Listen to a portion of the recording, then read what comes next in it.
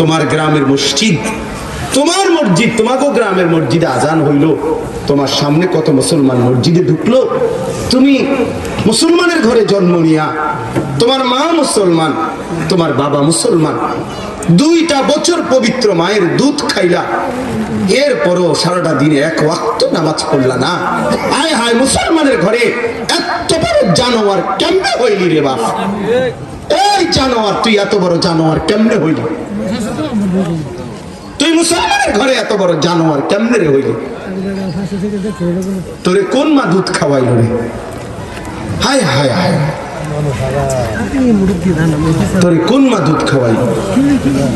তুই এত বড় হাইওয়ান হইলি কেমনে রে বাপ? সারা দিনে এক ওয়াক্ত নামাজ পড়ে না মানুষের বাচ্চা, মুসলমানের সন্তান। ছি ছি ছি ছি ছি ছি।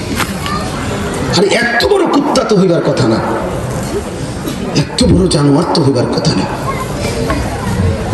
মা গুলোর বিবেক কি, বাবাদের বিবেক কি? আমি পারি না, বিশ্বাস করেন, আমার এটা আমি হজমই করতে পারি না যে এটা কি কয়, যে তার বাপটা করলো কি, মাটা করলো কি, যে এতে তারা বাপ মা জীবিত, তাগো গড়ে ছেলেটা একটা দিন ফজরের নামাজ পড়ে না, এত বড় অসিব্য। কেমনে মুসলমানের ঘরে ঘুম যায়, তার বাপ মা বাচ্চা রইল কেমনে, আমি মাথাতে ধরে না। আমি বহুত চিন্তা করছি, বিশ্বাস, অনেকদিন চিন্তা করছি আমি, যে এটা হয় কিভাবে, কি রে কয়, এটা হয় কেমনে, এটা হয় কেমনে?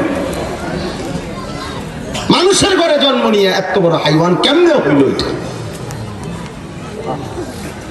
কেমনে হইল? এটা ছেলেরা ভাইবা দেখো, বেটা ছেলে বাবা ভাইবা দেখো, আল্লাহরে সাক্ষী রেখা চেহারার দিকে তাকাই,